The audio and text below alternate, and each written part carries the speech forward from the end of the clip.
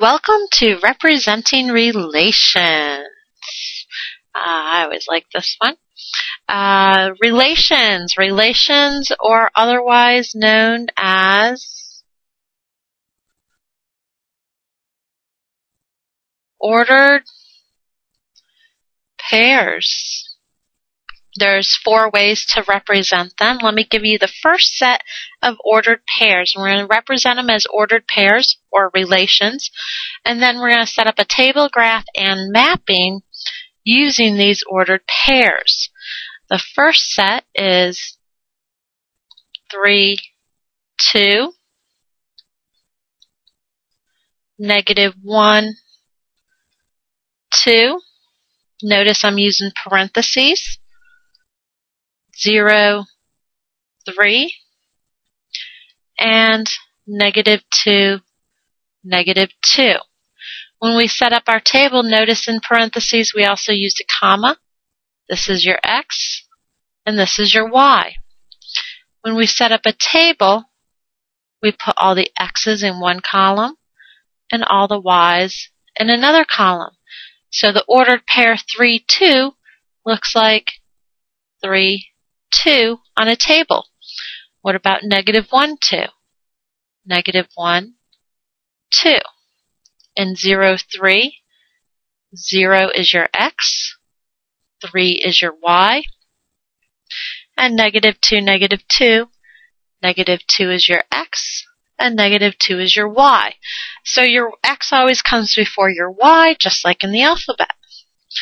Well, going back to the graph, remember this is your positive Y, negative Y, positive X, and negative X. Let's go ahead and graph them. This will be 3, 2. I'm going toward my X is 3, positive 3, and my Y is positive 2.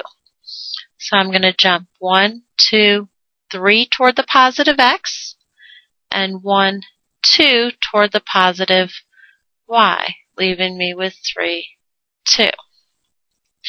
Now let's take a look at -1, 2. My X is -1. My Y is positive 2. So I start in the middle, and I'm going to go toward the negatives 1 time. And I'm going to go, it's a positive 2, so I'm going to go up 1, 2. Right there. -1, 2. I'll erase that little dot right there. That wasn't supposed to be made. Okay. Now let's go and do 0, 3. My X is 0, so I don't move back and forth on my X. My Y is positive 3, so I'm going to move up 1, 2, 3. Right there. That's 0, 3. Now let's take a look at -2, -2. My X is -2, so I'm going to go toward my X's 2 times. 1, 2. My Y is -2, so I'm going to go down 2 times. 1, 2.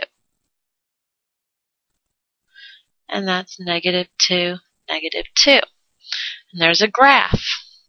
Well, what does it look like on a mapping? On a mapping, I take my X's and I take my Y's. My X's are 3, -1, 0, and -2. Notice I only have to write them once, okay? Because notice here, this is a 2, 2. This is a 2, this is a 2. In a mapping, I only have to write it once. 2, 3, and -2.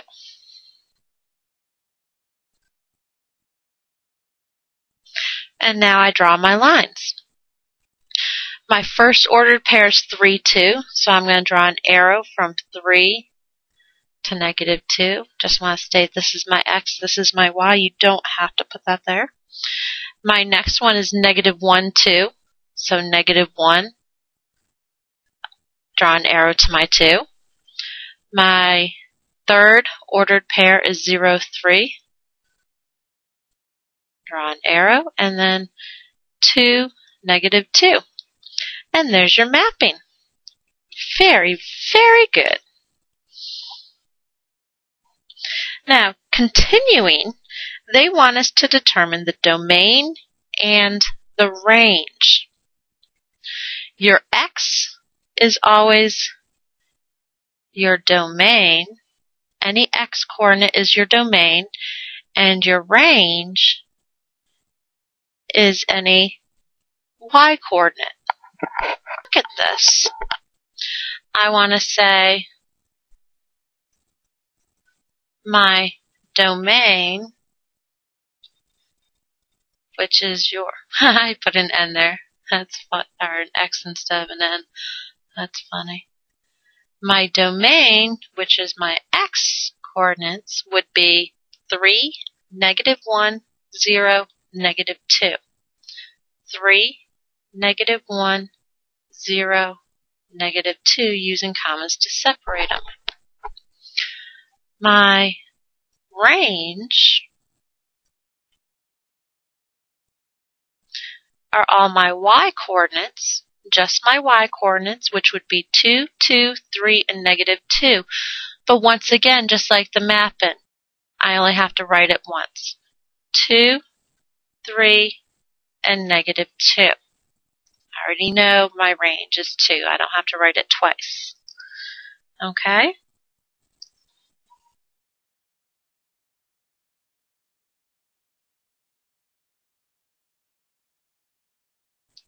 Here I have a word problem. Letitia earned $7 for walking 1 dog, $28 for walking 4 dogs, $42 for walking 6 dogs, and $49 for walking 7 dogs. What I want to determine is, do I make $7 for every dog, or do I walk a dog and get more money? The more dogs I walk, the more money I make. So dogs, because when the number of dogs change, that's when your amount of money will change. So I want to make sure my dogs are my independent, and my money is my dependent. Okay, so if I walk 1 dog, I make $7. If I walk 4 dogs, I'm going to make $28. If I walk 6 dogs, I'm going to make $42. And if I walk 7 dogs, I'm going to make $49. I bet you can take a wild guess. If I walk 10 dogs based on the pattern, the relationship here, I'll make $70. I won't make it. Letitia will make it. Okay? The difference between our independent and our dependent, meaning our dependent changes every time our independent changes. It's not the other way around. Hence, our independent is our x-axis, and our dependent is our y-axis, also known as the domain and the range. So if I were to ask you to list the domain, you would say your domain is 1, 4, 6, 7. Okay? I'm not listing 10 because it's not in the word problem. I just threw that out there. The range is your y-coordinates, which are 7, 28, 42, 49. Now, what if I said, can you graph these? Well, sure. I set up, this is my positive y, negative x, positive x. Here's my first point. 1, 7. 1, 2, 3, 4, 5, 6, 7. You know what? I'm not going to have room on this y-axis. So instead of making it 1 point each, let's say This is 10, 20, 30, 40, 50.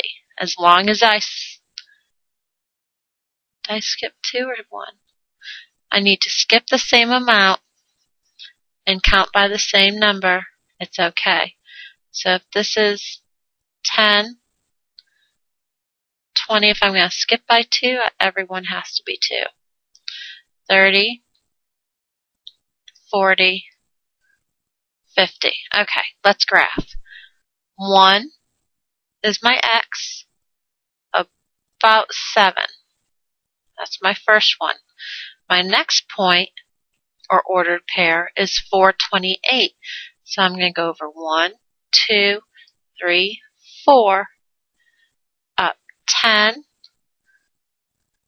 up 20, almost to 30. There it is. My next ordered pair is 642. So I'm going to go over 1, 2, 3, 4, 5, 6, and up to a little over the 42. Oh, a little over the 40 line, which is 42. My next one is 749. So I count out 1, 2, 3, 4, 5, 6, 7, and that's just before my 50. Now notice, even though I'm not connecting the dots here, I can seriously tell that there's some kind of relation. As the number of dogs goes up, my income will go up. Now, before we leave, or before we stop the video, I'd like to show one last thing. The inverse. The inverse of an ordered pair. If my ordered pair is 1, 7, the inverse is 7, 1. What did I do? I switched them. That's all I did, the inverse. If my ordered pair is 4, 28, my inverse will be 28, 4. If my ordered pair is 6, 42, my inverse is 42, 6. If my ordered pair is 7, 49, my inverse is 49, 7. And that's all I did was switch them. Okay? Good luck. Have fun. Look for the relations.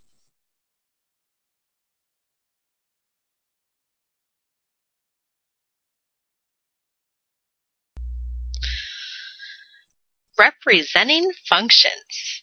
This is where I get to show you how to represent a function. But wait a second. What's a function? A function is from the factory, and what it means is when one x is paired with one y. And that's your relation. The key to a function is you can only have one x. In other words, your domain does not repeat. Let me tell you. I have a box.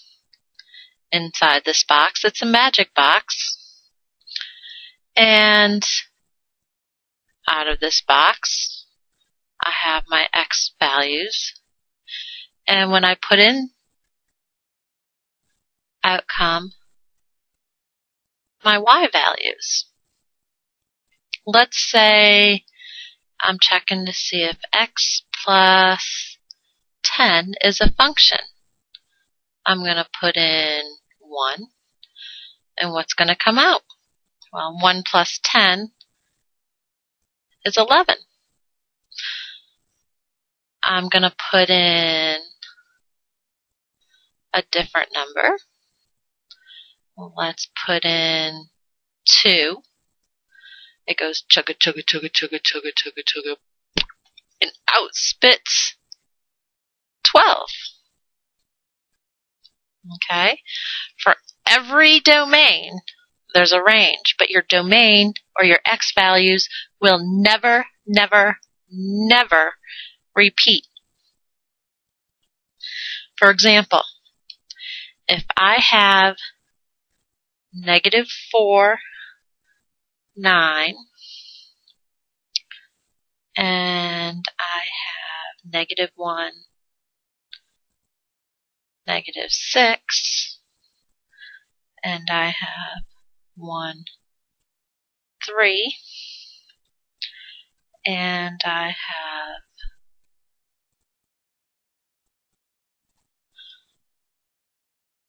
2. Ah, that's so silly.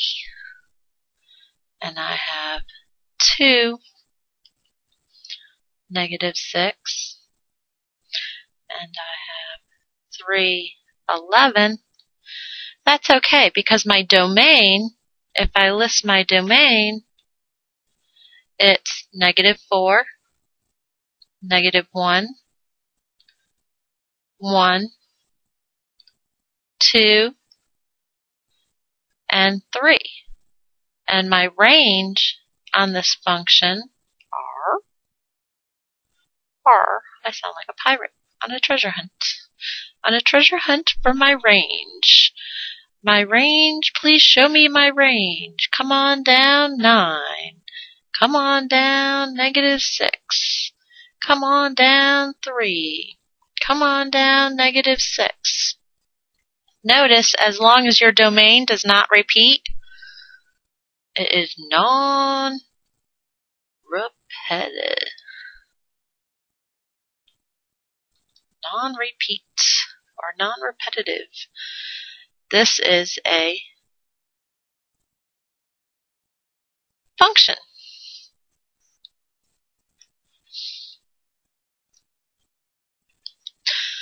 You can also give it the vertical line test, which I'm going to set up in the next video. Here we have 2 graphs. I'm going to conduct what we call the vertical line test. The cliffhanger. Cliffs are vertical. Get it? Ha. Okay. I have my line. If I had a longer line, I could do my x's. I'm going along my x-axis. Does my red line ever hit the purple line twice? Start up, go down. Once. Start up, go down. Once. Start up, go down. Once. Start up, go down. Boom. It hit it. Boom. It hit it. Notice it only hits it once. So this is what we call a function. I'm going to do the same line on this one. And notice it hits boom, boom. It hits here, here, here, here, here, here. Here it's hitting the lines twice. If it hits more than once, doing the vertical line test, as I'm doing now, it is not a function. And the reason being is because, let's count. 1, 2, 3. This would be -3 because this is a negative x. So it'd be 1, 2, 3. So your x-coordinate here would be -3, and your x-coordinate here would be -3. Okay? Now, what did I say in the previous video? If you didn't watch it, it is not a function when